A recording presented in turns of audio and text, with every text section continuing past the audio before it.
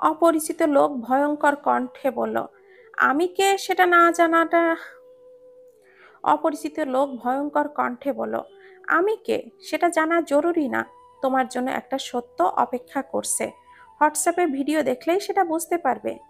কলটা কেটে গেল। আয়রার ঘুম পুরোপুরি ভেঙে গেল। সে কিছুক্ষণ স্তব্ধ হয়ে বসে রইল। মনের ভেতরে অজানা আশঙ্কা কাজ করতে শুরু করলো। ধীরে ধীরে ফোনটা আনলক করে হোয়াটসঅ্যাপ খুলল। নতুন একটা মেসেজ এসেছে। ওপেন করতেই একটা ভিডিও ক্লিপ আর তার নিচে ছোট্ট ক্যাপশন লেখা, তোমার জীবন বদলে দেবে এই সত্য। কৌতূহল নিয়ে ভিডিওটা চালালো আয়রা, আর মুহূর্তের মধ্যেই তার পুরো শরীর জমে গেল। হাত কাঁপতে শুরু করলো আয়রার। কৌতূহল আর ভয় মিশ্রিত অনুভূতি নিয়ে ক্লিপটা চালালো। ভিডিওতে দেখা গেল মাহির একটা হাসপাতালের করিডোরে দাঁড়িয়ে আছে। হঠাৎ সোনিয়া এসে তার কপালে চুমু খাচ্ছে আর আশেপাশের লোকজন এই দৃশ্য দেখছে। আয়রার চোখ বড় বড় হয়ে গেল। তার শ্বাস যেন আটকে আসছিল। ভিডিওর নিচে আরো একটা লাইন লেখা ছিল, তোমার স্বামী কি তোমার জন্য যোগ্য, নাকি এই সম্পর্ক শুধুই প্রতারণা? ফোনটা তার হাত থেকে পড়ে গেল। হৃদয়টা যেন এক মুহূর্তেই ভেঙে টুকরো টুকরো হয়ে গেল। মাহির, এটা তুমি কি করলে? এমনটা করার মানে কি? আয়রার চোখ দিয়ে টপ টপ করে অশ্রু গড়িয়ে পড়ল। তখনই যারা ফোন করলো। আয়রা ফোনটা ধরলো। যারা তখন বলল, ভাবি, তুমি ভাইয়ার সাথে এমনটা না করলেও পারতে। আয়রা কেঁদে দিল। বলল, তোমাকে একটা ভিডিও পাঠাচ্ছি, দেখো। যারা ভিডিওটা দেখলো, যারা দ্রুতই ফোন করলো আয়রাকে, ভাবি, এটা সোনিয়া জড়িয়ে ধরেছে, ভাইয়া ধরেনি। আর আমার ভাইয়া চরিত্রহীন না। আয়রা কান্না মাখা গলায় বলল, তাহলে মাহির কেন রাতে আসলো না? সকাল হয়ে গেল, এখনো কেন আসলো না? যারা বলল, ভাইয়া একটা মিটিংয়ে গেছে বাবার অফিসে। আয়রা বলল, ও। যারা তখন বলে উঠল, ভাইয়া তোমাকে অনেক ভালোবাসে, তাই তুমি ভালোবাসার চেষ্টা করো। আয়রা বলল, হুম। তারপর ফ্রেশ হয়ে নিচে নামলো। দেখলো বাড়িতে অনেক মেহমান। আয়রা রাজের মাকে বলল, এত মেহমান কেন মামুনি? রাজের মা বলে উঠল, আরে, রুষার স্বামী আসছে, তাই মেহমান সবাই এসেছে। বিয়ের পর তো আসেনি এখন অবধি। হঠাৎ সকল কাজিনরা এসে বলল, চল আমরা বিকালে বাসর ঘর সাজাই। আয়রা বলল, ওকে। একটা মজার বিষয়, আয়রার কাজিনদের মধ্যে রাজ একাই ছেলে, আর সবাই মেয়ে। কিছুক্ষণ সবাই গল্প করলো। দুপুরের খাবার খাওয়ার পর আয়রা বলল, আমি ঘুমাতে গেলাম, তোরা বাসর ঘর সাজাতে আমায় ডাকিস। আয়রা গিয়ে ঘুমিয়ে পড়ল। আয়রা এশার সময় ঘুম থেকে উঠে এশার নামাজ পড়ে বের হলো। মন মেজাজ কিছুই ভালো লাগছিল না তার। ওয়াশরুমে গিয়ে হাত মুখ ধুয়ে আসলো। আয়নার সামনে দাঁড়িয়ে মুখ মুছলো। তারপর ভাবলো, একটু সাজা যাক। তাই ঠোঁটে লাল লিপস্টিক ও গাঢ় লাল রঙের জামা পরলো। কানে লাল ঝুমকা। কিছুক্ষণ আয়নায় নিজেকে দেখে রুষা আপুর রুমের দিকে পা বাড়ালো, কারণ সবাই ওখানেই আছে। যেতে ভাবলো, আমার বাসর ঘর সাজাতে ডাকলো না কেন? রুমের ভেতর ঢুকতেই আয়রার চোখ বড় বড় হয়ে গেল। কখন আসলো মাহির? আমায় তো কেউ কিছু বলল না। আরে, শয়তানকে ঢুকতেও বা দিয়েছে কে? নিশ্চয় বাবা আদরের জামাইকে এখানে এনেছে। আয়রা তাদের দিকে এগিয়ে গেল। দেখলো সব কাজিন বোনরা হা করে মাহিরের দিকে তাকিয়ে আছে, মনে হচ্ছে গিলে খাবে। আয়রার মাথাটা গরম হয়ে গেল। রেগে তাকিয়ে ভাবলো, ওরে ওরে, কি লুচুরে বাবা! আমার সাথে একটু ঝামেলা হয়েছে আর উনি এইসব শুরু করেছে। আমি তোর বউ, তুই আমার সাথে ঢলাঢলি করবি, তা না করে শালিকাদের সাথে করছিস। আজও আসো তুই আমার কাছে, লুচু বেটা, তোর খবর আছে। আয়রা কাশি দিল। সবাই চমকে উঠে পেছনে তাকালো। অবাক নয়নে তাকিয়ে রইল। আয়রা দাঁতে দাঁত চেপে বলল, কিরে, তোরা এইভাবে তাকিয়ে আছিস কেন? জীবনে কখনো আমায় দেখিসনি? সবাই উচ্চ স্বরে হেসে বলল, যেভাবে সেজেছিস মনে হচ্ছে তোরই আজকে বাসর রাত। আয়রা কটমট চোখে তাকালো। সবাই ভয় পেয়ে গেল। আরে দেখ না, মাহির ভাই রুষা আপুর বাসর ঘরের খাট সাজিয়েছে, কেমন হয়েছে বলতো? আয়রার মাথাটা ঘুরে উঠল। মনে মনে ভাবলো, আমি মনে হয় এখনই অজ্ঞান হয়ে যাব। আমি কি শুনলাম এটা? এই লুচু বেটা আর অনেক আগেই এসেছে তার মানে। এদের সাথে কতক্ষণ ধরে ঢলাঢলি করেছে কে জানে। নিজের বাসর রাতের খবর নাই, উনি অন্যের বাসর রাত সাজায়। আজ তুই একবার আমার কাছে আস, তোর ঠোঁট আমি আজ কেটেই ফেলবো। কি রে আয়রা, কি হলো তোর? এভাবে রেগে আছিস কেন? আয়রা রাগী গলায় বলল, কিছু না, আমি যাই, তোরা থাক তোদের দুলাভাইয়ের কাছে। সবাই অবাক হয়ে বলল, এমন করছিস কেন, বস তো এখানে। আয়রা বিরক্ত গলায় বলল, আমি এখান থেকে কি করব বলতো, তোদের তামাশা দেখবো? তোর জামাই এত সুন্দর করে সাজালো, আর তুই দেখবি না? এমন জামাই কজন পাই বলতো? তুই একদমই মাহির ভাইকে ভালোবাসিস না, দেখছিস? এর চাইতে মাহির ভাইয়ের সাথে আমার বিয়ে হলেই ভালো হতো। বলেই সুমি আমায় জোর করে সোফায় বসালো। আয়রা রেগে তাকিয়ে আছে মাহিরের দিকে। দেখছো এই লুচ্চু বেটার কাজ, ছোট্ট একটা পিচ্চি মেয়েকেও নিজের প্রতি বশ বানিয়ে ফেলেছে। দেখো এখন কিভাবে তাকিয়ে আছে, মনে হচ্ছে একটা নিরীহ প্রাণী সে, কিছুই বোঝে না, ভালো মানুষ একেবারে। হঠাৎ আয়রার মনে পড়ল সোনিয়ার সাথে মাহিরের ছবির ব্যাপারটা। আয়রার চোখে দুই ফোঁটা পানি পড়ল। ভুলেও এই লোকের দিকে তাকানো যাবে না, আমি যে তার প্রতি দুর্বল তা বুঝতে দেওয়া যাবে না। মাহির নিজের চুলগুলো পেছনের দিকে ধরল, ঠোঁট কামড়ে হাসল। তারপর সুমি আপুকে বলল, give me a glass of juice please. Ayra রেগে তাকিয়ে ভাবল, দেখছো কথার কি ঢং, মনে হচ্ছে উনি ইংরেজ। মেয়ে মানুষ দেখছে আর মাতাল কণ্ঠে ইংরেজি বলা শুরু করে দিয়েছে। এসব ন্যাকামি দেখলে গা জ্বলে যায়। বাবার আদরের জামাইয়ের কথার সিঁড়ি দেখলে মন চায় কচু গাছের সাথে একেবারে গলায় দড়ি দেয়। সুমি উঠে যাওয়ার ধরলে আয়রা হাত ধরল, কিরে কোথায় যাচ্ছিস তুই? জামাই যখন আমার, তাই আমিই আনবো জুস, তোকে আনতে হবে না। সবাই আয়রার দিকে তাকিয়ে রইল, মনে হচ্ছে সে একটা এলিয়েন। মাহির বাঁকা হেসে তাকিয়ে ভাবল, হাল্লা গো, ধানি লঙ্কা রাগই দেখেছি, আজ আমার কপালে খুবই দুঃখ আছে। আয়রা পানি নিয়ে আসতেই দেখলো সবাই উধাও, ভুরু কুচকে তাকিয়ে রইল। মাহির হেসে বলল, বুঝতে পারছো না? তাই তো, তাহলে শোনো। ফ্ল্যাশব্যাক। শালিকারা এবার সবাই তোমরা যাও, আমি একটু বইয়ের সাথে অভিমানটা ভাঙাই। সবাই একে একে সবাই চলে গেল। বর্তমানে মাহির ঠোঁট কামড়ে হাসি আটকিয়ে রাখলো। বউজান, আমি ঠিক করেছি না? ওদেরকে তাড়িয়ে দিয়ে এবার চলো আমরা রোম্যান্স করি। আয়রা রেগে জুসের গ্লাসটা বাড়িয়ে দিয়ে বলল, দ্রুত এই জুসটা খেয়ে বাড়ি থেকে বের হন, না হলে খবর আছে। মাহির পানির গ্লাসটা হাতে নিয়ে অসহায় গলায় বলল, কোথায় ভাগবো? বউ আমার হৃদয়ের গভীরে নাকি? আয়রা চুপচাপ দাঁত কামড়ে দাঁড়িয়ে রইল। মাহির 3 চুমুকে শরবতটা খেলো, তারপর শান্ত গলায় বলল, আরেক গ্লাস নিয়ে আসো কলিজা। আয়রা ধৈর্যহারা হয়ে এই মাত্র খেলেন। আবার কেন লাগবে? তোমার হাতের জুস আমি সারা জীবন খেতে রাজি। আসছে সারা জীবন খেতে রাজি, আপনাকে সারা জীবন কে খাওয়াবে? হ্যাঁ, যান গিয়ে সানিয়ার হাতে খান। তুমি আমায় যেতে বলছো বউ? আয়রা রাগী গলায় বলল, না, থাকতে বলছি আপনাকে। আসুন আমার কোলে উঠে বসে থাকুন। মাহির ইনোসেন্ট গলায় বলল, তুমি আমায় পারবে কোলে নিতে বউ? আয়রা ফোঁস ফোঁস করতে করতে বলল, এই আপনি চানটা কি, আমি আপনার মাথাটা ফাটিয়ে দেই? মাহির হেসে বলল, বউ এটা চাই না, আমার মাথা ফাটালে তো তোমাকে সেবা করতে হবে। আমি যতই হোক, আমি একজন সচেতন হাজবেন্ড বলে কথা। আমি চাই আমার সোনা ময়না কলিজার বউটা কষ্ট করুক না। আয়রা দেখছো, এমন ভাব করেছে যেন মনে হচ্ছে আমার জান প্রাণ দিয়ে ভালোবাসে। এক প্রকার জোর গলায় বলল, এই আপনি এমন লুচু বেগাটে কেন, এমন কেন কথা বলেন? লজ্জা করে না নাটকবাজ লোক কোথাকার? মাহির নিজের হাতের ঘড়িটা খুলতে খুলতে বলল, এটা আমার কথা বলার স্টাইল বউ, চলো বলো, আর এখন একটু রোম্যান্স করি। বলে আয়রার কোমরটা জড়িয়ে ধরে কাছে টানলো।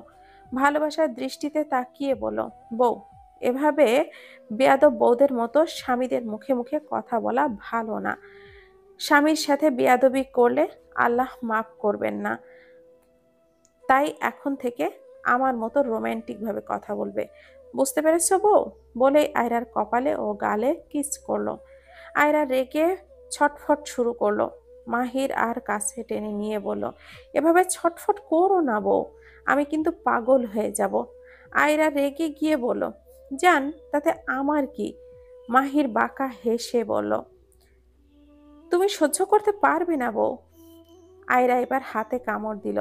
মাহির আহ বলে শব্দ করলো। মাহির রেগে গিয়ে বলল, এই তুমি আমার হাতে দাগ বসিয়ে দিয়েছো? আয়রা বলল, বেশ করেছি, মিটেছে তো রোম্যান্স করার শখ? মাহির আবারও আমায় কাছে টেনে নিয়ে তারপর বলল, না মেটেনি বউ, কারণ তোমার সাথে সারাটা জীবন রোম্যান্স করলেও আমার শখ মিটবে না। আয়রা বলল, হ্যাঁ, আপনি কখন এসেছেন? মাহির ঘুম ঘুম চোখে হাই তুলতে তুলতে বলল, এই তো বিকালে এসেছি, আসার পরই বাসর ঘর সাজিয়েছি। আর কপালে বউ বিয়ে 3 বছর হয়ে গেছে, এখনো বাসর করতে পারলাম না, খালি অন্যের বাসরই সাজালাম, হাই কপাল আমার। আয়রা ভেংচি কেটে বলল, ঢং যত সব। আর কিছু বলার আগেই রাজের মা রুমের ভেতরে ঢুকলো। ব্যাপার কি, এখন মাহিরকে নিয়ে এই রুমে বসে আছিস কেন? যা নিজের রুমে যা। আয়রা কিছু বলতে যাবে তার আগেই রাজের মা বলল, মাহির রাতে খেয়েছো? মাহির হেসে বলল, না আন্টি খাইনি, আপনার মেয়েকে রেখে আমি আবার খেতে পারি না। রাজের মা বলে উঠল, আচ্ছা তোমরা রুমে যাও, আমি শেফালি দিয়ে খাবার পাঠিয়ে দিচ্ছি, বলেই চলে গেল। আয়রা রেগে তাকিয়ে আছে যাওয়ার দিকে। দেখেছো, আমার চাচিকেও বশ করে ফেলেছ। এখন কি হবে? এই লোক আস্ত একটা জাদুকর। ও বউ, কি ভাব এত! চলো না রুমে গিয়ে বাসরটা সেরে ফেলি। আয়রা কটমট চোখে তাকিয়ে বলো, এই আপনাকে আমার রুমে জায়গা দিব না, যান গেস্ট রুমে গিয়ে শুয়ে পড়ুন। মাহির হেয়ালি গলায় বলে উঠল, 3 বছর পর বউয়ের কাছে এসে কিনা থাকবো গেস্ট রুমে? কখনোই না, আমি আমার বউকে জড়িয়ে ধরেই ঘুমাবো। চলো না কলিজা, রুমে যাই। আয়রা রেগে গিয়ে বলল, মামার বাড়ির আবদার নাকি যে আপনি বলবেন আর আপনাকে আমি আমার রুমে থাকতে দিব? হ্যাঁ, মামার বাড়ির আবদার না হোক, বউ শ্বশুর বাড়ির আবদার বলে কথা। তুমি যাচ্ছি ভারী অকৃতজ্ঞ। আয়রা ভুরু কুচকে বলল, মানে? মাহির হেসে নিয়ে তারপর বলল, তুমি এতদিন আমার ফ্ল্যাটে থাকলে ফ্রিতে, একটা ভাড়াও দিয়েছো কখনো? আমি আজ তোমার বাড়িতে এসেছি, কোথায় আমায় আপ্যায়ন করে রুমে এনে নিয়ে যাবে, কিন্তু তা না করে রাগ দেখাচ্ছ। এই জন্যই তো সবাই বলে ফ্রিতে কিছু দিতে হয় না। আয়রা অবাক হয়ে বলল, কি, বাবা আপনাকে ভাড়ার টাকা দেয়নি? বাবা এত বড় চিট করলো? মাহির আর কোনো কথা না বলে আয়রাকে কোলে তুলে নিল, রুমের দিকে হাঁটা শুরু করলো। আয়রা লজ্জায় শেষ, একেবারে বাড়িতেই যেন এমন মেহমান, তার উপরে এই লোকের নির্লজ্জপনা। আল্লাহ, এমন নির্লজ্জ লোক কেন আমার কপালে ছিল? সে ফিসফিস করে বলল, আমায় নামান বলছি। না, নামাবো না, কিন্তু তুমি যদি চুপ না করো তাহলে তোমার ঠোঁটে চুমু খাবো। আয়রা ঠোঁট দুটো হাত দিয়ে ঢেকে ফেললো। মাহির তা দেখে হাসলো। কিছুক্ষণ পর মাহির রুমে এসে আয়রাকে দাঁড় করিয়ে দিল, দরজা বন্ধ করে দিল। আয়রা ভয়ে ঢোক গিলল, যদি সত্যি মাহির বাসর সেরে ফেলে তাহলে কি হবে? মাহির এগিয়ে এসে রুমের চারপাশটা দেখতে লাগলো। ঘরটা খুব এলোমেলো হয়ে যাচ্ছে, এখানে কোনো পাগল থাকে নাকি? মাহির হেসে বলল, এটা বুঝি আমার বইয়ের রুমে? আর ওই ছবিটা কে কে এঁকেছে? আয়রা দাঁতে দাঁত চেপে বলল, আমি এঁকেছি। মাহির অনেক কিছু জিজ্ঞাসা করলো, আয়রা চুপ করে রইল। এভাবে একা একা মাহির 30 মিনিট কথা এটা সেটা জিজ্ঞাসা করলো, কিন্তু আয়রা কিছু না বলে রাগে মুখে চুপ করে রইল। মাহির আয়রার চুপ থাকা দেখে প্রচন্ড রেগে গেল, কিন্তু নিজেকে সামলে নিল, কারণ নবী সাল্লাল্লাহু আলাইহি ওয়াসাল্লাম এর সুন্নাহ এটা। মাহির আয়রার কাঁধ ঝাঁকালো, হঠাৎ আয়রার পা পিছলে পড়ে গেল বিছানায়। মাহিরের শার্টের টান লাগলো, সেও ধপ করে আয়রার ওপরে পড়ল। আয়রা কাঁদো কাঁদো গলায় বলল, ওহো আল্লাহ গো, মোর গায়ে পাহাড় ভাইঙা পড়ছে, ক্যাডা কেমনে আসো মোরে বাসা। মাহির ভুরু কুচকে বলল, এই তুমি চুপ করবে নাকি? আয়রা কেঁদে কেঁদে বলে উঠল, উঠুন আমার ওপর থেকে। মাহির রেগে বলে উঠল, উঠবো না। কি করবে তুমি, হ্যাঁ? আয়রা মাহিরের মুখের দিকে তাকিয়ে দেখল, ফর্সা মুখটা ভয়ঙ্কর দেখাচ্ছে। আয়রা ঢোক গিলল, মাহির আয়রার কপালে কপাল ঠেকিয়ে বলল, আমার তোমাকে চাইবো, খুব গভীরভাবে চাই। আয়রা রেগে গিয়ে বলল, উঠুন আমার থেকে, এই বুড়া বয়সে ভীমরতি ধরছে, উঠুন তো। মাহির এবার রেগে গেল, রুমের চারপাশে হাঁটতে লাগলো। এক পর্যায়ে রেগে গিয়ে বলল, এই তুমি আমারে বুড়া বলছা কেন? হুম? আয়রা ডোন্ট কেয়ার ভাব নিয়ে বলল, হ্যাঁ বলেছি, আপনি একটা আস্ত বুড়ো লোক। মাহির রেগে গিয়ে বলল, আয়রা তুমি কিন্তু বেশি বলছো। হ্যাঁ বেশি বলছি, তো কি করবেন? মাহির হতাশ গলায় বলল, তোমার মাথা ঠিক নেই আয়রা, পাগল হয়ে গেছো তুমি। আর যদি বউ পেটানো ইসলামে জায়েজ হতো, আর নবী সাল্লাল্লাহু আলাইহি ওয়াসাল্লাম যদি তার বউদেরকে পেটাতো, তাহলে আজ তুমি আমার হাতে অনেক পিটুনি খেতে। বেয়াদব একটা মেয়ে আমার কপালে জুটলো। আয়রা চোখটা বড় বড় করে বলল, আপনি আমায় তুই বলছেন? হুম? মাহির রেগে বলল, কেন রে? তোকে আপনি বলতে হবে নাকি সোনা ময়না টিয়া বলতে হবে? তুই আমার থেকে 4 বছরের ছোট, তাই তোকে তুই বলা আমার জন্য জায়েজ। আয়রা বলল, আপনি তো দেখছি ছোটদের স্নেহও করতে জানেন না। মাহির বলে উঠল, কিভাবে তোকে স্নেহ করব বল? সেই যুক্তরাষ্ট্র থেকে এসেছি, আর তারপর থেকেই একটার পর একটা বেয়াদবি সহ্য করছি। আমি তোর থেকে বড়, একবারও সম্মান দিয়েছিস আমাকে? সব সময় বেয়াদবি করেছিস, তাহলে কিভাবে স্নেহ আশা করিস? হ্যাঁ? হঠাৎ আয়রার ফোনটা বেজে উঠল। আয়রা দূরে গিয়ে ফোনটা ধরল। মাহির ভুরু কুঁচকে তাকালো।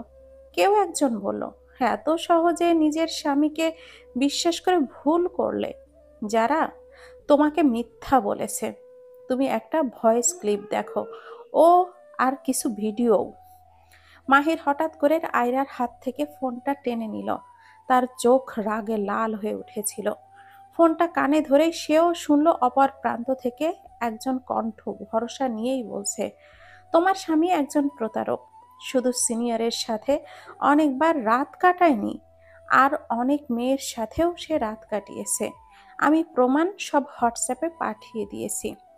মাহির কোনো কথাই বলল না, ঠান্ডা গলায় ফোনটা কেটে দিল। তারপর চোখ কপালে রেখে দ্রুত আয়রার ফোন থেকে মেসেজ টাইপ করলো, আমি দেখা করতে চাই, কোথায় আসব? এদিকে আয়রা বিস্মিত হয়ে মাহিরের দিকে তাকিয়েছিল, রাগ আর কষ্টে আয়রার ঠোঁট কাঁপছিল। আয়রা চিৎকার করে বলল, আপনি এত নীচ, এত চরিত্রহীন, আমি এটা স্বপ্নেও ভাবতে পারিনি। যারাও শেষ পর্যন্ত আমায় মিথ্যা বলল। আপনারা দুই ভাই বোন আমার সাথে প্রতারণা করলেন। আপনারা বিভিন্ন মেয়ের সাথে রাত কাটানোর ছবিগুলো, এইসব কি মিথ্যা মাহির? আমি জানতে চাই মাহির, এসব কি আসলে মিথ্যা নাকি সত্য? মাহির রেগে হাত ওঠালো, কিন্তু হাতটা মাঝ পথেই নামিয়ে ফেলল। সে চায় না তার প্রেয়সীকে মারতে, বড্ড ভালোবাসে সে তার প্রেয়সীকে। আয়রা তিক্ত স্বরে বলল, এখন তো কাপুরুষের মতো আমাকে মারতেই ইচ্ছা করবে। আপনার আসল রূপ তো আমি জেনে ফেলেছি, তাই না? মাহির চেয়ারে এত জোরে লাথি মারল যে চেয়ারটা বিকট শব্দে মেঝেতে পড়ে গেল। আয়রা ভয় পেয়ে থেমে গেল, কাঁপতে কাঁপতে মুখে হাত চেপে কান্নায় ভেঙে পড়ল। মাহির আর কিছু না বলেই আয়রার ফোনটা নিয়ে বের হয়ে গেল। মাহির দ্রুত গাড়িতে চালিয়ে ঠিকানায় পৌঁছালো। চারপাশ অন্ধকার আর ভৌতিক নীরবতায় ভরা। গলির শেষ প্রান্তে একজন লোক দাঁড়িয়েছিল, মাথা নিচু করে, যেন কারোর জন্য সে অপেক্ষা করছে। মাহির চোখে এক ঝলক রাগ আর প্রতিশোধের ঝলক দেখা গেল। মাহির গাড়ি থেকে নেমে দৃঢ় পায়ে লোকটার দিকে এগিয়ে গেল। লোকটা দূর থেকে মাহিরের দিকে তাকিয়ে মুহূর্তেই চিনতে পারল। হঠাৎ লোকটার মুখে আতঙ্ক ফুটে উঠল। মাহির ধমক দিয়ে বলল, তোমার পালানোর সব রাস্তা শেষ, এবার সব সত্যিটা বলবি তুই। লোকটা কিছু না বলে হঠাৎ দৌড় দিল। এই দাঁড়া, তোকে ছাড়া আমি ফিরবো না। মাহির গলার চিৎকারে পুরো গলি কেঁপে উঠল। লোকটা সপটে দৌড়াচ্ছিল, মাঝে মধ্যে পেছনে ফিরে মাহিরের দিকে তাকাচ্ছিল, কিন্তু মাহির চোখে একটা ভয়ঙ্কর আগুন ছিল, যেটা দেখে লোকটার মনে হলো তাকে ধরতে পারলে মাহির আর তাকে ছাড়বে না। গলির শেষ মাথায় এসে লোকটা ডানে মোড় নিল। মাহির দম নিতে ভুলে গিয়ে পিছু নিল। তার মানে তার মনে একটাই কথা ঘুরছিল, কে এই লোক? যে আমার জীবন নিয়ে বিষ ঢালছে তাকে আজ শেষ করেই ছাড়ব। মাহির গর্জন করে বলল, তুই থেমে যা, তা না হলে তোর জন্য কঠিন কিছু অপেক্ষা করছে। তুই বাঁচতে পারবি না, তাই ভালোভাবে বলছি থেমে যা। লোকটা দৌড়াচ্ছিল, কিন্তু আচমকা সামনে একটা কালো রঙের বিলাসবহুল গাড়ি এসে দাঁড়ালো। গাড়ির দরজাটা খুলতেই লোকটা ভেতরে লাফ দিয়ে ঢুকে পড়ল। গাড়িটা মুহূর্তেই গর্জে উঠে ছুটে গেল। মাহির একদম সামনে গিয়ে থেমে গেল। তার রাগে মাটিতে লাথি মারল। ধুর, এভাবে পালাতে দিলাম। মাহির দ্রুত পকেট থেকে ফোনটা বের করে জয়কে কল দিল। জয়, কালো রঙের একটা গাড়ি দ্রুত পালিয়ে গেল মিরপুর 1 থেকে। রেজিস্ট্রেশন প্লেটটা দেখতে পারিনি। এখনই সব ক্যামেরা চেক কর, যাতে করে পালাতে না পারে। মাহির মুখে প্রতিজ্ঞার ছাপ স্পষ্ট। তার মনে শুধু একটাই কথা, তুই যত বড়ই খেলোয়াড় হোস না কেন, এবার আমি তোর সব খেলা শেষ করে দেব। গভীর সাসপেন্স আর রাগ নিয়ে মাহির গাড়িতে ফিরে উঠল, চোখে প্রতিশোধের আগুন। আয়রা রুমে বসে হেসকি তুলে কান্না করছে। ফোফাতে ফোফাতে বলল, শেষমেশ যারাও মিথ্যা বলল, সবাই শুধু আমার সাথে প্রতারণা করে। মাহির, তুমি এত কষ্ট কেন আমায় দিলে? আমি কি এতটাই তোমার কাছে অযোগ্য? তার শব্দগুলো যেন আকাশে মিশে যাচ্ছিল, বুকের ভেতর একটা চাপা বেদনা নিয়ে। তার মনে হচ্ছিল মাহির তাকে বুঝতে পারছে না, যাকে সে জীবনের সবচেয়ে বড় প্রেম হিসাবে ধারণ করেছিল। অবিশ্বাসে ভেঙে দেয় সেই ভালোবাসার সুর। অবিশ্বাসে ভেঙে দেয় ভালোবাসার সুর। এ কোন প্রেম কাহিনী হারালো শান্তিপুর? তোমার কথা মনে আসে রাতের নিস্তব্ধতায়। অভিমানী হৃদয় প্রতীক্ষায় কাটে ঘন্টা। তুমি ফিরলে যদি সব ভুলে যাবে মায়া। এই ভাঙা মন পাবে নতুন আশার ছায়া। অবিশ্বাসে ভেঙে যাবে হৃদয়ের গভীরতার মাঝে। তুমি ফিরে আসলে সবকিছু সুশোভিত হবে আবারও মা সাজে। তুমি ছিলে রং, তুমি ছিলে আলো, তুমি কেন হারালে? জীবন হলো অস্পষ্ট কালো, তবুও প্রতীক্ষায় এই হৃদয় পাবে তোমায়। অভিমানী হৃদয় অপেক্ষা করবে তোমার ছায়ায়। তুমি ফিরলে যদি সব ভুলে যাব মায়া। এই ভাঙা মন পাবে নতুন আশার ছায়া। অবিশ্বাস ভেঙে যাবে হৃদয়ের গভীরতার মাঝে। তুমি ফিরে আসলে সবকিছু সুশোভিত হবে আবার সাজে। মাহির গাড়িটা পার্ক করে আয়রার রুমে যাচ্ছিল। আয়রার বাবা বলল, দাঁড়াও মাহির, এত রাতে কোথায় গিয়েছিলে? মাহির সব খুলে বলল। আয়রার বাবা বলল, কে এমন করেছে হঠাৎ করে? আমার মেয়েটাকে নিয়ে পড়েছি যত জ্বালায়। যে যা বলবে তাই বিশ্বাস করবে। তুমি চিন্তা করো না, আমি আছি তোমার পাশে। মাহির গিয়ে আয়রার রুমের দরজা ধাক্কালো। আয়রা দরজা খুলল না। এভাবে 30 মিনিট কেটে গেল। মাহির রেগে গিয়ে বলল, আয়রা, এভাবে ছেলে মানুষই করার কোনো মানে হয় না। আয়রা, দরজা খোলো, আমি বড্ড ক্লান্ত, আমাকে রেস্ট নিতে হবে। আয়রা বলল, আপনার সাথে এক রুমে থাকতে আমার রুচিতে বাধে। মাহির কিছু বলতে যাবে, তার আগেই আয়রার বাবা ইশারায় চুপ থাকতে বলল। আয়রার বাবা বলল, তুমি কি সিন ক্রিয়েট করতে চাচ্ছ আয়রা? বাড়িতে মেহমানে ভরা, কোনো রুম খালি নেই, তাই দরজা খোলো, আমার সম্মান রক্ষা করো। আয়রা মুখটা গোমড়া করে দরজা খুলল। আয়রার বাবা চলে গেল। আয়রার বাবা চলে যেতেই মাহির দাঁতে দাঁত চেপে আয়রার দিকে এগিয়ে গেল। আয়রা ভয় পেয়ে পিছিয়ে গেল। মাহির টেনে আয়রাকে দেওয়ালের সাথে চেপে ধরে বলল, হাউ ডিয়ার ইউ আয়রা, এত সাহস কোথায় পেলে তুমি? তুমি মাহির ইফতেখার চৌধুরীকে ইগনোর করছো আয়রা। আয়রা চুপ করে রইল। মাহির আরও রেগে গিয়ে বলল, চুপ কেন আয়রা? উত্তর চাই আমার। এসব ছেলে মানুষের মানে কি আয়রা? মাহিরের রাগ এতটাই বেড়ে গিয়েছিল যে সে কি করবে বুঝতে পারছিল না। মাহির আয়রার বাহু ধরে কাছে টানতেই আয়রা ব্যথায় হালকা শব্দ করল। মাহির ভুরু কুঁচকে আয়রার দিকে তাকালো। আয়রা চোখটা বন্ধ করে আসে। চোখ থেকে অঝোর ধারায় পানি পড়ছে। অতিরিক্ত কান্নার ফলে আয়রার মুখ লাল হয়ে গেছে। দেখতে অসম্ভব সুন্দর লাগছিল। মাহির ঘোর লাগা দৃষ্টিতে তাকিয়ে রইল। আয়রা আস্তে আস্তে চোখ খুলে বলল, ছাড়ো না মাই, লাগছে, আমি ব্যথা পাচ্ছি। মাহিরের সেই দিকে খেয়াল নেই, সে ব্যস্ত প্রেয়সীকে দেখতে। আয়রা মাহিরের দৃষ্টির অর্থ বুঝল। আয়রা শুকনো ঢোক গিলল। মাহির তখনও নিজের দুনিয়ায় ব্যস্ত। মাহির হঠাৎ আয়রার ঠোঁটে আঙ্গুল রাখলো, কাছে টেনে কানে কানে বলল, ভালোবাসি বউজান। আয়রার কাঁপাকাঁপি শুরু হয়ে গেল। মাহির তা দেখে হাসলো। আয়রা মাহিরকে ধাক্কা দিল। আয়রার দেওয়ালে আকারে ধরে কাঁপতে লাগলো। মাহির তার প্রেয়সীকে শান্ত করতে বলল, ডোন্ট ওয়ারি আয়রা, আমি তোমার অনুমতি ছাড়া কিছুই করব না। আমি এতটাও কাপুরুষ নই। আয়রা খাটের কাছে যাওয়া ধরলে মাহির এক হাত দিয়ে কাছে টেনে নিল। আয়রার চুলগুলো কানে গুজে দিল। আয়রা রেগে বলল, চরিত্রহীন লোক কোথাকার, ছাড়ো না আমায়। আমার ডিভোর্স চাই মাহির। মাহির ক্লান্ত গলা ছেড়ে দিল। বিছানায় গিয়ে শুয়ে পড়ল। আয়রার দিকে তাকিয়ে বলল, তোমার সাথে এই বিষয় নিয়ে কালকে কথা বলবো। আমি আজ বড় ক্লান্ত। মাহির বিছানায় অন্যদিকে মুখ করে শুয়ে রইল। আয়রা রুমের বাতি নিভিয়ে মাঝখানে একটা বালিশ দিয়ে শুয়ে পড়ল। আয়রার চোখে ঘুম নেই, নানান চিন্তা তাকে ঘিরে ধরেছে। মাহির মুখ ফিরিয়ে তাকালো, তারপর চোরের মতো করে মাঝখানের বালিশটা অন্য পাশে রাখল। মাহির আয়রাকে টেনে বুকের মাঝে জড়িয়ে ধরল। আয়রা রেগে নিজেকে ছাড়ানোর চেষ্টা করলো। মাহির আয়রা অবস্থা দেখে কপালে চুমু দিল। আয়রা বলল, এসব নাটকের মানে কি? হ্যাঁ, নতুন কোনো মেয়ে পাননি তাই না? আপনি আমাকে ডিভোর্স। মাহির আয়রার চুলগুলো কানের পাশে গুজে দিল।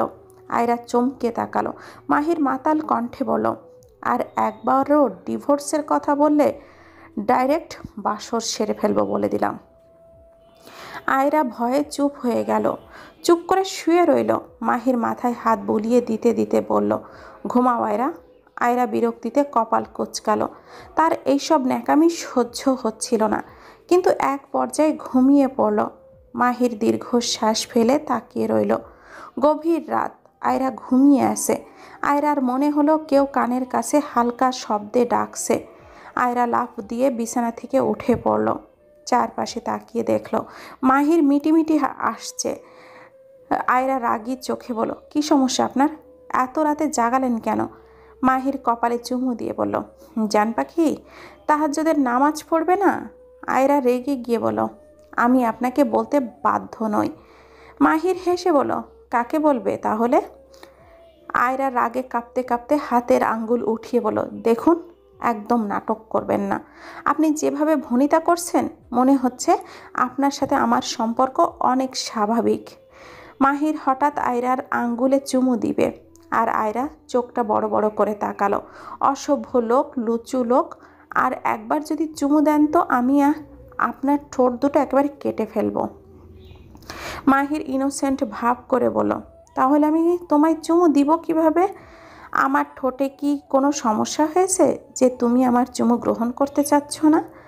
আয়রা এবার রেগে ফোঁস করতে লাগলো।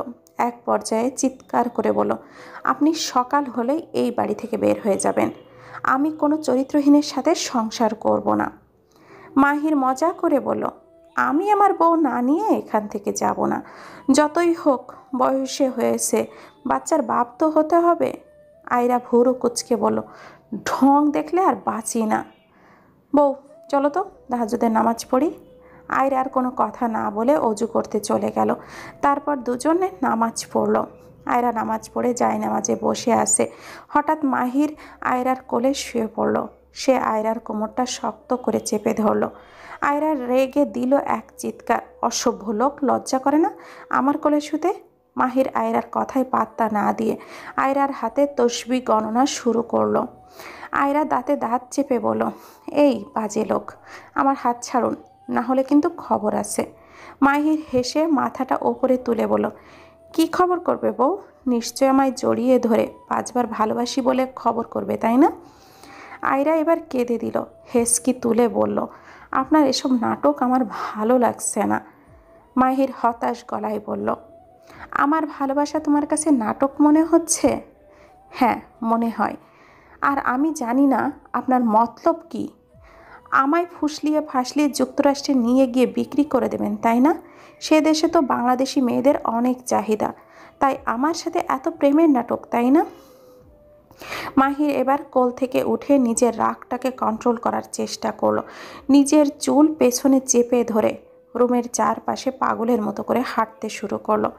এক পর্যায়ে আয়রাকে টেনে দাঁড় করিয়ে বলল, আল্লাহর কসম আয়রা, আর যদি তুমি আমার ভালোবাসার মানুষ না হতে তাহলে অন্য কেউ হতে, তাহলে এতক্ষণে তোমার লাশ বের হতো এখান থেকে।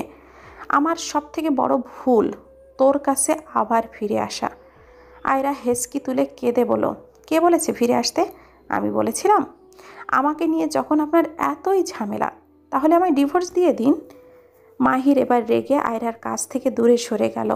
তোর সাথে কথা বলা হয়েছে আমার চরম ভুল। আর কিছু বলার আছে আপনার? বলেন। মাহির চিৎকার করে এত জোরে ধমক দিয়ে বলল, চুপচাপ গিয়ে শুয়ে পড়ো, তোর ফালতু কথা শুনতে ভালো লাগছে না। আয়রা কেঁপে উঠল। তখন ফজরের আজান শোনা গেল। মাহির বলল, আমি মসজিদে যাচ্ছি। আয়রা মনে মনে বলল, যত সব নাটক, আমি জানি না বুঝি। আমার সামনে এমন নাটক করছেন যেন আমি আপনার প্রতি দুর্বল হই, তাই না? কখনোই দুর্বল হব না, খুব তাড়াতাড়ি ডিভোর্স দিয়ে দিব। মাহির মসজিদে গিয়ে নামাজ পড়ল। সেজদায় গিয়ে কান্নায় ভেঙে পড়ল, বলল, তাদের সম্পর্ক যেন ৮-১০টা স্বামী স্ত্রীর মতোই ঠিক হয়ে যায়। আর অনেক কিছু বলে দোয়া করল, কারণ আল্লাহ ছাড়া কেউ এই সমস্যা থেকে মুক্তি দিতে পারবে না। আয়রা ফজরের নামাজ পড়ে শুয়ে পড়ল। মাহির মসজিদ থেকে এসে দেখল আয়রা ঘুমিয়ে আছে। মাহির ঝুঁকে আয়রার কপালে চুমু দিল, তারপর ওয়াশরুমে গিয়ে ফ্রেশ হয়ে আসলো। বিছানায় গিয়ে শুয়ে পড়ল। আয়রার চুলগুলো কানের পেছনে গুজে দিল। আয়রার কানে কানে ফিসফিস করে বলল, তোমার হেঁচকি তোলা কান্না যেন আমার হৃদয়ে বাজে ঝড়ের মতো। এমন অনুভূতি যেন পুরো পৃথিবী থমকে গেছে আর আমার চারপাশের সব কিছু কষ্টের ভারে নুয়ে পড়েছে।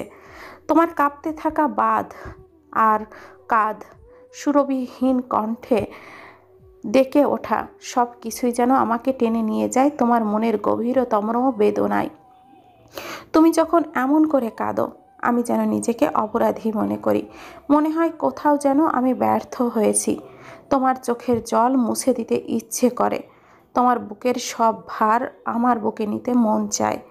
তোমার কাছে গিয়ে বলতে ইচ্ছে করে, এভাবে কেঁদো না, আমি তো আছি তোমার সব কষ্টের সঙ্গী হয়ে। সকালবেলা পাখির কিচিরমিচির আওয়াজে আয়রার ঘুম ভাঙল।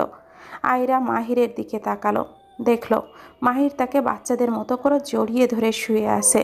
মাহিরের ফর্সা গায়ে কালো টি শার্টটা দারুণ মানিয়েছে, আর মুখে ছোট ছোট দাড়ি, যা মাহিরের রূপ আরও বহু গুণ বাড়িয়ে দিয়েছে। আয়রা বুঝতে পারল এটা নবী সাল্লাল্লাহু আলাইহি ওয়াসাল্লামের দাড়ি। মাহিরের ঠোঁটগুলো হালকা লাল রঙের, যেন সূর্যের আলোতে সোনালি হয়ে উঠেছে। কপালের চুলগুলো লেপ্টে আছে, মুখে এখনও মুচকি হাসিটা লেগেই আছে। আয়রা মাহিরের ঠোঁট দেখে একটু ভুরু কুঁচকে ভাবল, এটা কি লিপস্টিকের রং? যে লুচু বেটা, মনে হয় মেয়েদেরকে আকৃষ্ট করতে ঠোঁটে লিপস্টিকও দেয়। আয়রা ধীরে ধীরে এসে মাহিরের ঠোঁটে হাত দিয়ে জোরে ঘষতে লাগলো। দেখল কোনো রং উঠছে না। আয়রা মনে মনে বিরক্ত হয়ে বলল, এটা নিশ্চয়ই তাহলে জন্মগতভাবেই এমন। এরপর তার নজর চলে গেল মাহিরের গালের দিকে। সেই মসৃণ ফর্সা গাল। আয়রার হৃদয় যেন আবেগে ভেসে গেল। আয়রা নিজের ঠোঁট এগিয়ে নিয়ে মাহিরের গালে আর কপালে একটা মিষ্টি চুমু খেলো।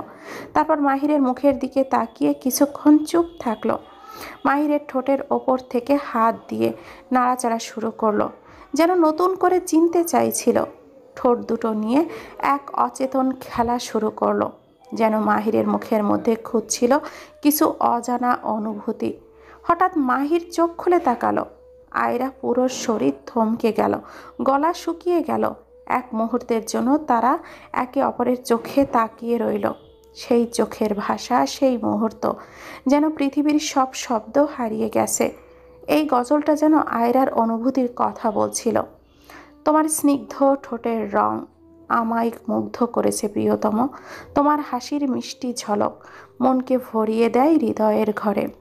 আয়রা মাহিরের ঠোঁট থেকে হাত সরাতে চাইলেই মাহির তার হাত দুটো শক্ত করে ধরে আর একের পর এক কিচ করলো আয়রার হাতে। মাহিরের ঠোঁটের গরম স্পর্শে আয়রা একটু লজ্জা পেল। মাহির আয়রার চোখে গভীরভাবে তাকিয়ে ফিসফিস করে বলল, ঘুমিয়ে থাকলে তো আমায় গিলে খাও। তখন তো চোখ দিয়েও এবং ঠোঁট দিয়েও আদর করো, কিন্তু আমি ঘুম থেকে উঠলেই কেন সব আবেগ ভেসে যায়। আয়রা লজ্জা পেল, কিন্তু পরেক্ষণেই আয়রার হঠাৎ সব মনে পড়ল। মাহিরকে জোরে ধাক্কা দিয়ে নিজের কাছ থেকে সরিয়ে বলল, লুচু লোক কোথাকার! আমার গাল, হাত প্লাস কপাল কি আপনার সম্পত্তি নাকি, যে যখন ইচ্ছা তখন চুমু দিতে থাকেন? মাহির হিয়ালি গলায় বলল, অফকোর্স, তা আমার সম্পত্তি। আমি ভাবছি তুমিও তো কম লুচু না, যেভাবে আমায় চুমু দিলে। আর কিছুক্ষণ তোমায় সুযোগ দিলে হয়তো আমার সর্বনাশ করতে। আয়রা বোকা বোকা চোখে বলল, মানে? মাহির কাছে টেনে নিয়ে বলল, মানে কি? আমি প্র্যাকটিক্যালি বোঝাবো নাকি তুমি বুঝে নিবে? আয়রা জোরে কামড় দিল মাহিরের গালে। মাহির ব্যথায় চিৎকার করলো, আহ, ব্যথা পেলাম। এটা কেমন আচরণ আয়রা? কিছু হলেই যেখানে সেখানে কামড় দাও।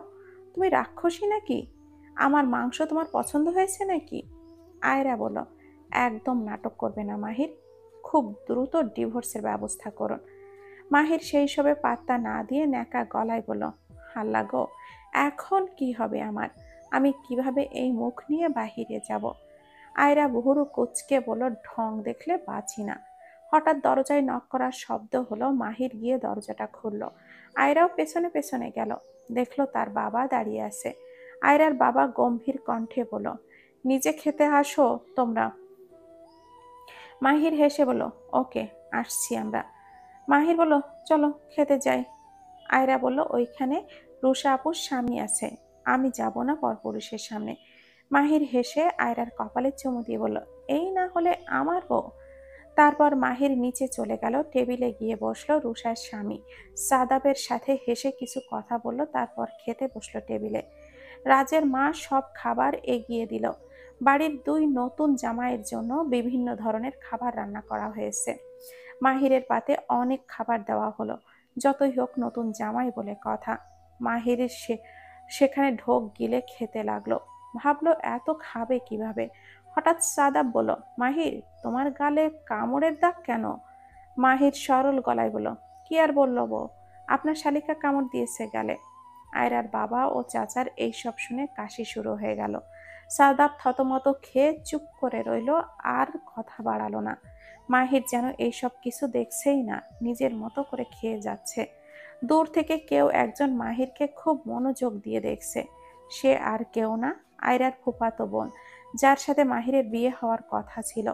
দীর্ঘ শ্বাস ফেলে ভাবলো, সেদিন যদি পালিয়ে না যেতাম তাহলে হয়তো আজ মাহির আমার থাকতো। কিন্তু কি সুন্দর দেখতে, মনে হচ্ছে কোনো রাজপুত্র, যার কোনো খুঁত নেই। হঠাৎ কেউ একজন কলির কাঁধে হাত রাখলো। কলি চমকে পেছনে তাকালো, দেখলো তার মা দাঁড়িয়ে। কলির মা মাথায় হাত রেখে বলল, মাহির, তোর কপালে ছিল না, তুই পালিয়ে গিয়ে কি লাভ হলো? ছেলেটা উল্টো তোকে আরো ঠকালো। কলি তার মাকে জড়িয়ে ধরে কেঁদে দিল। আয়রা রুমে বসে আছে। হঠাৎ দেখলো মাহিরের ফোনটা বেজে উঠেছে। ফোনের স্ক্রিনে সোনিয়া নামটা ভাসছে। আয়রা কল ধরলো, শুনতে পেল সোনিয়া বলল, মাহির বেবি, তুমি কখন আসছো? আয়রার কাছে কেন গিয়েছো বেবি? আমি তো তোমার জন্য সেজে বসে আছি। আয়রার এসব শুনে চোখ থেকে দুই ফোঁটা পানি গড়িয়ে পড়ল। কলটা কেটে দিয়ে ভাবলো কিছুদিনের ভেতরে ডিভোর্স দিয়ে দিব। মাহির রুমে এসে দেখলো আয়রা কান্না করছে। মাহির চিন্তিত গলায় বলল, কি হয়েছে কলিজা, কান্না করছো কেন? আয়রা হেসকি তুলে বলল, আপনার মতো চরিত্রহীন লোকের জন্য কান্না করছি। আপনার যে বিভিন্ন মেয়ের সাথে রাত কাটানোর ছবিগুলো আমি দেখলাম, এসব কি মিথ্যা নাকি সত্যি মাহির? আমি ভাবতে পারছি না। আপনাকেই আমি এতদিন ভালোবেসেছিলাম। মাহির রেগে শান্ত গলায় বলল, তুমি বারবার আমার চরিত্রহীন বলে অপমান করছো আয়রা। আমি যদি চরিত্রহীনই হতাম তাহলে আমি তোমার সাথে শুধু রাত কাটাতাম না, প্রতি রাতেই তোমার সাথে বাসর করতাম। কখনো আমি তোমায় গভীরভাবে শুয়েছি বলো? আয়রা রেগে গিয়ে বলবো, আমায় শুতে হবে কেন? আপনার মনের চাহিদা পূরণ করার জন্য তো সোনিয়া আছেই। মাহির রেগে কাঁচের গ্লাসটা ভেঙে ফেলল। চিৎকার করে বলল, তোমার মতো বেয়াদব মেয়েকে বিয়ে করাই আমার চরম ভুল ছিল। আয়রা দাঁতে দাঁত চেপে বলল, তাহলে এখন আমায় ডিভোর্স দিয়ে সোনিয়ার মতো ভদ্র মেয়েকেই বিয়ে করুন। মাহির রাগে দুঃখে কি করবে ভেবে পেল না। কোনো কিছু না বলেই রুম থেকে বেরিয়ে গেল। আয়রা ধপাস করে সোফায় বসে পড়ল। তার চোখের পানি থামছেই না। আমি আপনাকে ঘৃণা করি মাহির, অনেক বেশি। সে ফুপিয়ে কাঁদতে লাগলো। আয়রা অজু করে এসে নামাজে দাঁড়ালো আর আল্লাহকে সব বলল। মাহির রুমে ঢুকে দেখলো আয়রা নামাজ পড়ছে, তাই চুপ করে বসে রইল। আয়রা নামাজ পড়ে উঠল। তখনই মাহির আয়রাকে জড়িয়ে ধরে কেঁদে দিল। আয়রা জোর করে দূরে সরানোর চেষ্টা করলো। মাহির ততই আঁকড়ে ধরল। আয়রা শেষমেশ চুপ করে দাঁড়িয়ে রইল। মাহির কানে ফিসফিস করে বলল, তোমার এই অবহেলায় আমার হৃদয়টা যেন ছাই হয়ে যাচ্ছে বউ। ভেতরটা কেমন যেন অদ্ভুতভাবে জ্বলছে। মনে হয় তুমি না বুঝে এমন একটা দূরত্ব তৈরি করেছো যে আমি শ্বাস নিতে পারছি না বউ। তোমার কি একটুও মমতা, একটু কথা, একটু ভালোবাসা, সেইটুকুই তো আমি চেয়েছিলাম। কিন্তু আজ তুমি এতটা উদাসীন কেন? আমার দিকে তাকাও না, আমার অনুভূতিগুলো বোঝার চেষ্টা করো না। তুমি কি জানো এই অবহেলা আমার ভেতরটা কেমন করে দুমড়ে মুচড়ে চুরমার করে দিচ্ছে? আমার দম বন্ধ হয়ে আসছে, যেন তুমি আমাকে অন্ধকারে ঠেলে দিচ্ছ। আমি বুঝি না তুমি কি ইচ্ছে করে এমন করছো, নাকি আমি তোমার জীবনে একমাত্র প্রিয় মানুষ হওয়ার যোগ্য নই। আয়রা মনটা কিছুটা নরম হলো, চোখ থেকে পানি পড়তে লাগলো। আয়রাও মাহিরকে জড়িয়ে ধরে কাঁদতে লাগলো। মনে মনে বলল, আমিও আপনাকে ভালোবাসি মাহির সাহেব, অনেক বেশি ভালোবাসি। কিন্তু আপনি আমাকে রেখে পর নারীতে আসক্ত না হলেই পারতেন। মাহির বলল, কি হয়েছে কলিজা? এত কাঁদলে তো তুমি অসুস্থ হয়ে যাবে। আয়রা বলল, আমি না কিছু বুঝতে পারছি না, কিন্তু মাহির, আমি জানতে চাই ওই যে মেয়েদের সাথে আপনার রাত কাটানোর ছবিগুলো কি মিথ্যা মাহির, নাকি সত্য? মাহির আয়রাকে ছাড়িয়ে বারান্দায় চলে গেল। আয়রা মনে আরো অবিশ্বাস জন্ম নিল। মাহির কিছুক্ষণ পর এসে বলল, আমার মাথায় একটু হাত বুলিয়ে দিবে? আমার না অনেক ঘুম পাচ্ছে, প্রচুর পরিমাণে। আয়রার হৃদয়টা ধক করে উঠল। মাহিরের হঠাৎ কি হলো? তারপর কিছু না ভেবে মাথায় হাত বুলিয়ে দিল। মাহির আয়রার কোলে শুয়ে চোখটা বন্ধ করলো। প্রায় 1 ঘন্টা পর মাহিরের ফোনটা বেজে উঠল। মাহির দ্রুত বের হয়ে গেল। মাহির জয় থেকে ফোন পাওয়ার পরই গাড়িতে গতি বাড়ালো। ফোনের অপার পাশে উত্তেজিত গলায় বলল, স্যার দ্রুত আসুন, আমরা লোকটাকে ধরে ফেলেছি, এইবার আর পালাতে পারবে না। মাহির চোখে জল জল করে উঠল প্রতিশোধের আগুন। সে কঠিন গলায় বলল, ঠিক আছে আমি আসছি, ওকে শক্ত করে বেঁধে রাখো। এক মুহূর্তের জন্য লোকটার ওপর থেকে নজর সরাবে না। গাড়ি রাস্তায় ছুটছিল যেন সময়ও তার সঙ্গে পাল্লা দিচ্ছে। মাহির মাথায় তখন হাজারো প্রশ্ন ঘুরপাক খাচ্ছিল। এই লোকটাকে, ওর আসল উদ্দেশ্য কি? আমার জীবনে এত বড় ঝড় সে কেন তুলল?